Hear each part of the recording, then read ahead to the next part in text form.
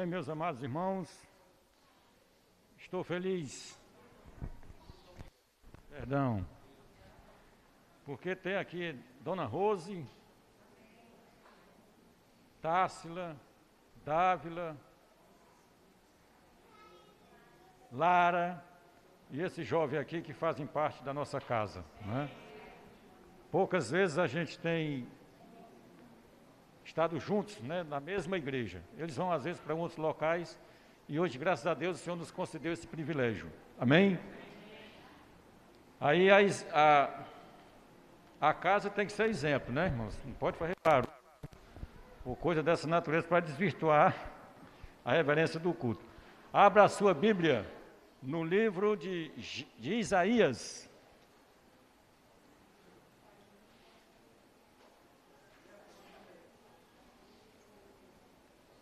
Isaías 5:5.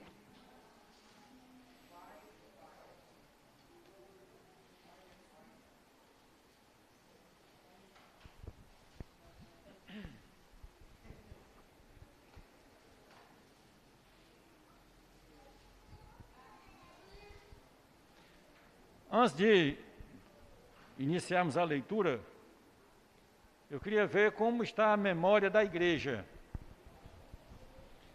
Você lembra a primeira frase do hino que cantamos?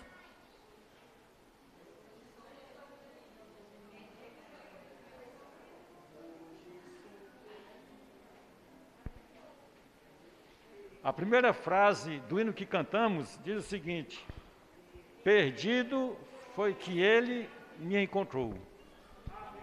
Você concorda com a letra desse hino, que você estava perdido e o Senhor te encontrou? Irmãos, não se sinta com orgulho ferido, mas essa foi a condição. Estávamos perdidos e o Senhor nos encontrou. Amém? Depois que ele nos encontrou, o hino continua dizendo: hoje sou feliz. Amém? Isaías 55, a partir do verso 1, diz assim: todos vós os que tendes sede, vinde às águas, e vós os que não tendes dinheiro, vinde, comprai e comei. Sim, vinde e comprai, sem dinheiro e sem preço, vinho e leite. No primeiro verso, você vê Cristo, Deus, nos convidando por 3 vezes. E no verso 3, ele diz: inclinai os ouvidos e vinde a mim. Ouvi,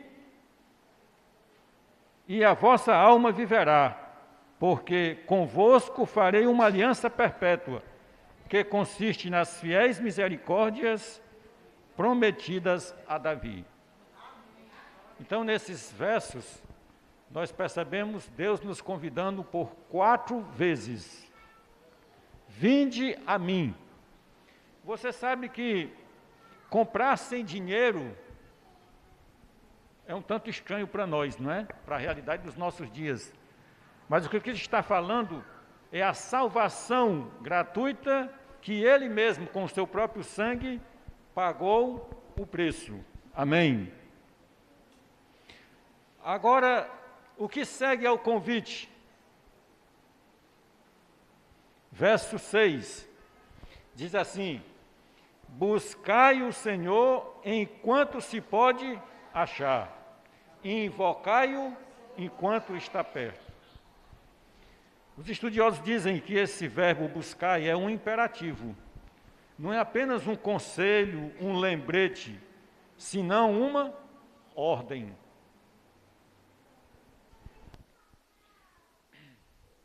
Irmãos, em relação ao convite que Deus nos faz, muitos pensam em atender quando estiverem preparados. Você já ouviu de alguém dizer assim: não, quando eu estiver preparado, eu vou à igreja. Quando eu estiver preparado, eu tomo a minha decisão. Como se a preparação dependesse de nós mesmos. Os que estão buscando a Deus na esperança de um dia estarem preparados de forma isolada, nunca alcançarão esse objetivo, porque o tempo passa e essa preparação não chega.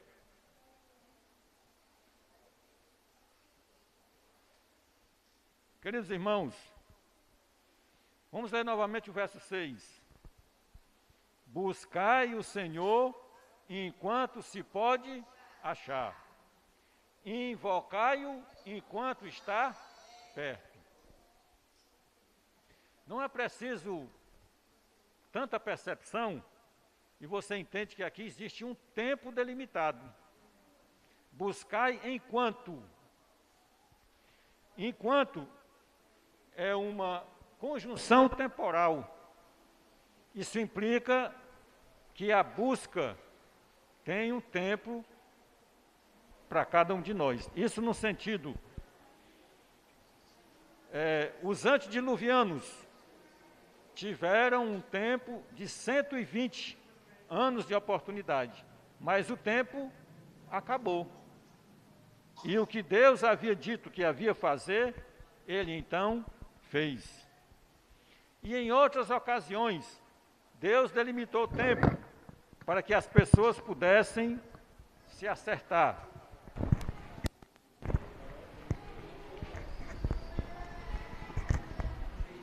O tempo é uma preciosidade que Deus concede a cada um de nós. Quando nós olhamos a questão do tempo em relação à volta de Cristo, a gente imagina uma distância que talvez não alcancemos. Mas quando você vê o tempo em relação à pessoa, a mim e a você, você pode ver o quanto somos breves, né? A gente volta um pouco à memória. Tempos atrás eu era jovem. Hoje sou adulto, né? Hoje somos adultos. Mas você percebe o quanto o tempo passa rápido. O serviço que nós prestamos na vida militar, imaginávamos nunca alcançar o fim. De repente, ele chega. Os colegas que serviram comigo em 82, muitos já se foram. E a gente não encontra mais nenhum, não sei por que razão a gente não se encontra. A verdade é que o tempo não espera. Ligeirinho ele, então se vai. Agora, nós temos na Bíblia temos tantos outros, mas queríamos citar 2 casos de pessoas que tiveram o chamado, um atendeu e o outro não. Você estudou através da escola sabatina que Josias, o rei, ao tomar conhecimento do livro que foi achado ali, não que o objetivo fosse a procura do livro, senão a reforma do templo, e o fato de haver encontrado, ele tomou posicionamento digno de ser louvado, né? Ao tomar conhecimento do que Deus havia feito, do que ele havia escrito, do que ele havia estabelecido, o rei se conduziu como um líder que verdadeiramente busca uma reforma. Fez tudo o que era necessário para que a vida espiritual da nação pudesse ser restabelecida. Derrubou altares de ídolos, restabeleceu os cultos e colocou as coisas em ordem. Agora existe um outro caso em que o advertido não se valeu do seu tempo de oportunidade. Nós estamos falando da experiência de Acã. Quem lembra? Esse nome não é conhecido? Acã?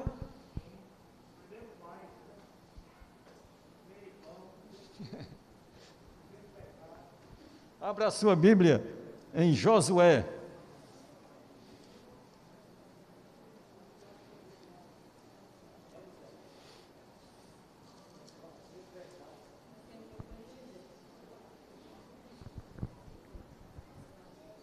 Josué, capítulo 7.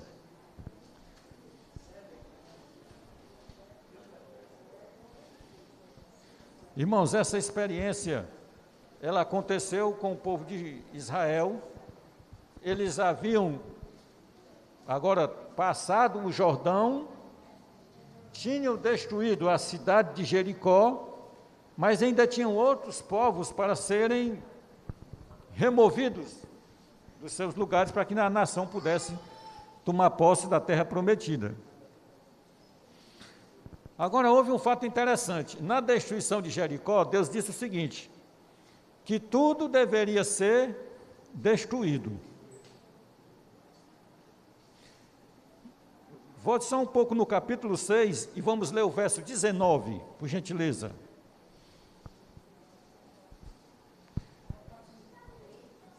Josué, capítulo 6, verso 19. Diz assim: em relação à destruição da cidade de Jericó, Deus deu a seguinte advertência: porém, toda prata e ouro e utensílio de bronze e de ferro são consagrados a quem? Para quê? Irão para o seu tesouro. Muito bem. Só que um cidadão por nome de Acã desprezou essa orientação divina. Ele viu lá uma bela capa babilônica, segundo ele, e esses outros utensílios, prata e ouro, que haviam sido dedicados a Deus, e ele subtraiu para si. Foi até a sua arca, a sua tenda, perdão, e enterrou lá. Josué agora manda espias à cidade de Ai para ver quais eram as condições de invasão e que número de exército, de pessoas do exército mandaria. E os espias disseram: olha, uns 3.000 homens é suficiente para vencer. Eles foram, irmã Maria, mas foram derrotados. Josué agora ora a Deus e pergunta: por qual razão nós vencemos Jericó, que era uma fortaleza inacreditavelmente difícil de vencer por força humana, e agora somos derrotados por Ai, uma cidade, comparada a Jericó, insignificante? Deus disse: tem pecado em Israel. Patriarcas e Profetas diz que Acã viu Josué orando com um grupo de líderes de Israel e ele não admitiu o seu pecado. Sabia ele perfeitamente que a experiência que Israel estava passando era em consequência de sua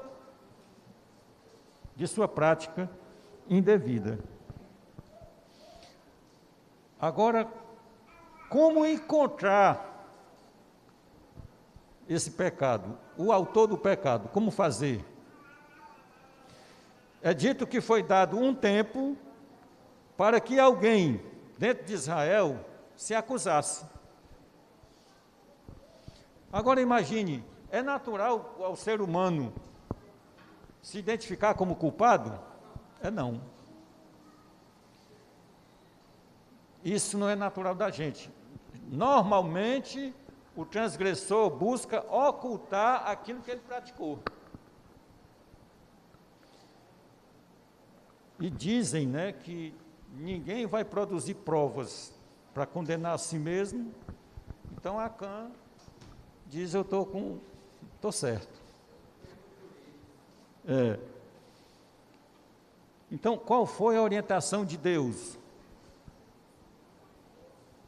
Quando Josué ora, Deus o orienta, então, como proceder.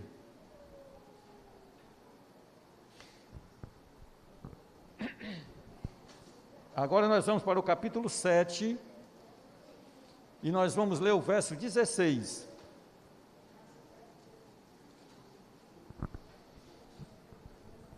Deus aqui já havia dado orientação a Josué como proceder, e ele então faz o seguinte: Josué, capítulo 7, verso 16. Então Josué se levantou de madrugada e fez chegar Israel segundo as suas tribos, e caiu a sorte sobre a tribo de Judá. Eram quantas as tribos? 12. Então, das 12, Judá foi a escolhida. Fazendo chegar a tribo de Judá, caiu sobre a família dos Zeraitas.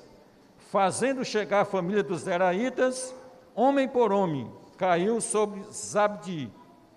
E fazendo chegar a sua casa, homem por homem, caiu sobre Acã, filho de Carme, filho de Zabdi, filho de Zera, da tribo de Judá. Irmãos, o Acã sabia perfeitamente que o que Josué estava fazendo era buscar identificar quem estava em pecado. E ele lá calado.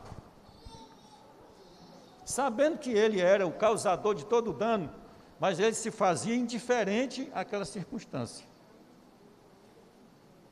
Tem gente que sozinho não toma uma atitude, mas no anonimato ele joga objetos, diz pornografia, faz qualquer coisa, porque fica difícil de identificar. Até, meus queridos irmãos, chegou na casa do Acã. Aí Acã deve ter pensado assim, intimamente, irmão Vladimir, agora não dá mais para esconder. Porque ele sabia que que Josué tinha orado e que Deus tinha orientado como então proceder para identificar aquela pessoa.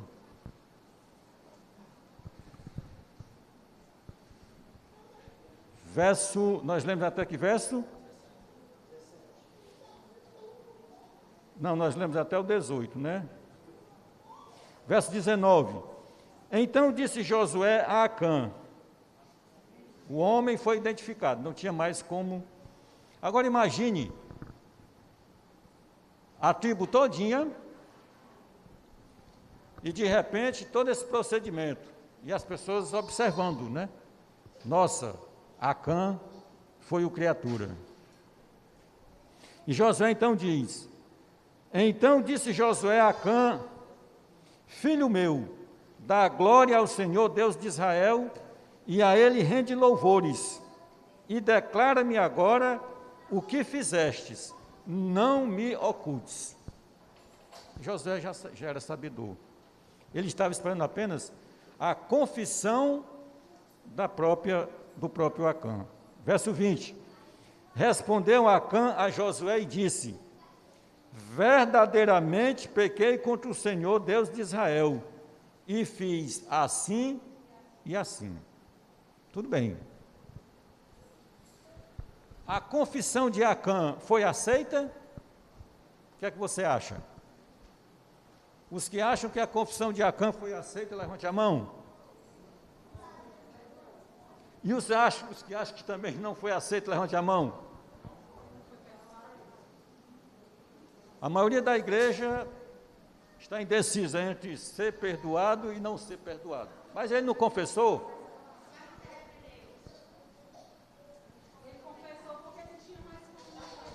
Olha, se ainda tivesse uma outra maneira de enganar ou de esconder, ele também teria feito. Mas como não tinha, ele então agora confessa o pecado que ele havia cometido. Verso 25 de Josué capítulo 7. Veja o que Josué disse a Acã. Disse Josué, por que nos conturbaste? O Senhor hoje te conturbará. E todo Israel o apedrejou, e depois de apedrejá-los, queimou-os.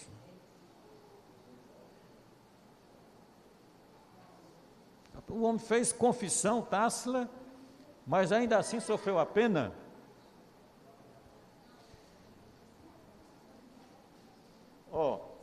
Patriarcas e Profetas faz a seguinte declaração: Acã reconheceu sua culpa quando era demasiado tarde para que a confissão o beneficiasse. Viu Israel ser derrotado pelo inimigo, viu Josué e anciãos curvados, orando em terra, clamando a Deus, mas não confessou. O homem não confessou o seu pecado.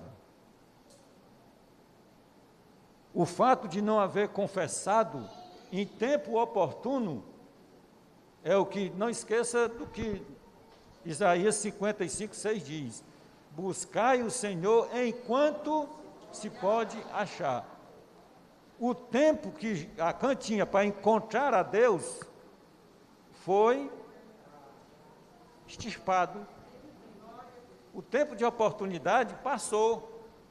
E pelo fato dele não ter se valido desse tempo, o Senhor agiu com justiça. Agora, o que diz o mesmo Patriarcas e Profetas na página 526. Entre membros da igreja, eu espero que não seja da igreja do Conto Ceará, né? Considerados idôneos e cumpridores do dever, existem, triste é dizer, muitos Acãs.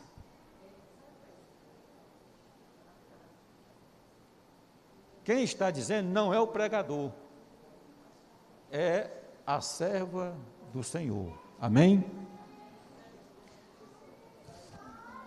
Agora eu não posso fazer que nem Josué, né? Para chegar até o Acã que está em nosso meio, no sentido de igreja mundial. Ninguém pode fazer assim. Mas o convite é que essas pessoas que assim procedem arrependam-se enquanto há tempo. Irmãos, o que Acã fez?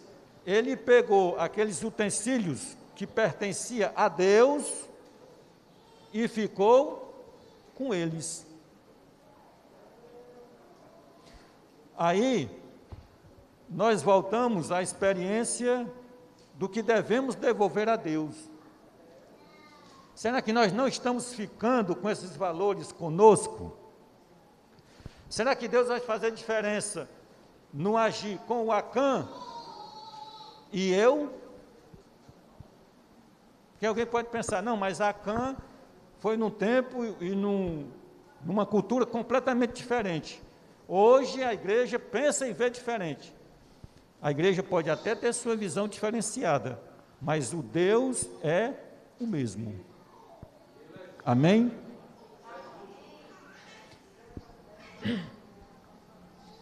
Acã pode até um dia se levantar e dizer assim, olha, Senhor, naquela época, o senhor lembra que foi o que fizeram comigo, né? Lá no dia do juízo. Mas com os que ficam com o que é teu hoje, o procedimento é outro. Queridos irmãos, hoje, o nosso Deus ainda é o mesmo. E o tempo de oportunidade que Ele nos dá, um dia também vai findar. E o arrependimento, a transformação e a correção que deve ser feita, deve fazer em tempo oportuno, para que a gente então possa ser perdoado. O destino de Acã só foi esse que nós tomamos conhecimento pelo fato do não arrependimento. Se ele tivesse arrependido, nada daquelas coisas teriam acontecido. Mas o fato de querer enganar o povo e também a Deus, que vê todas as coisas, é que o levou a esse triste fim.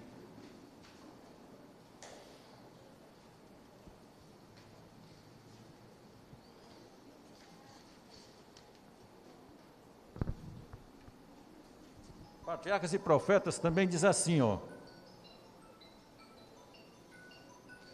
Há uma grande diferença entre admitir fatos depois que os mesmos foram provados e confessar pecados apenas conhecidos por nós e Deus.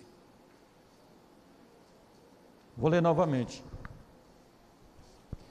Há uma grande diferença entre admitir fatos depois que os mesmos foram provados, como foi o caso de Acã, não mais tendo oportunidade de esconder a sua falta, ele agora confessa. E confessar pecados apenas conhecidos por nós mesmos e Deus.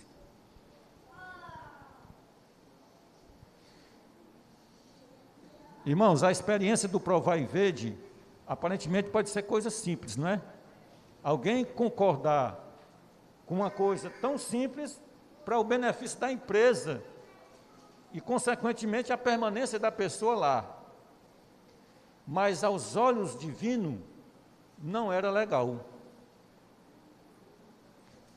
Essa jovem, então, opta por fazer aquilo que Deus sempre orientou. Orou e a solução veio.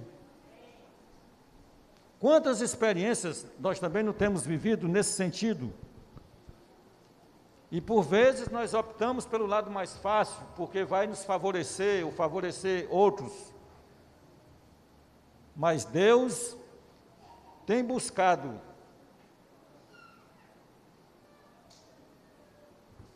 que cada um de nós sejamos fiéis.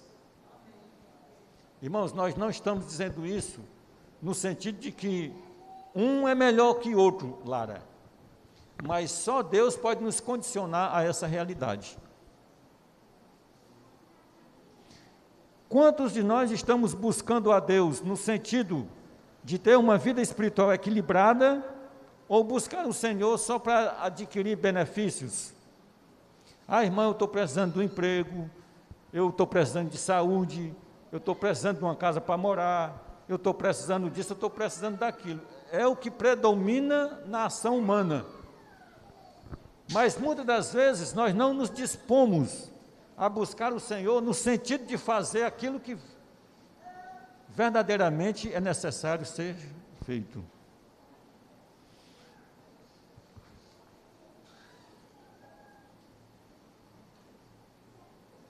Hoje,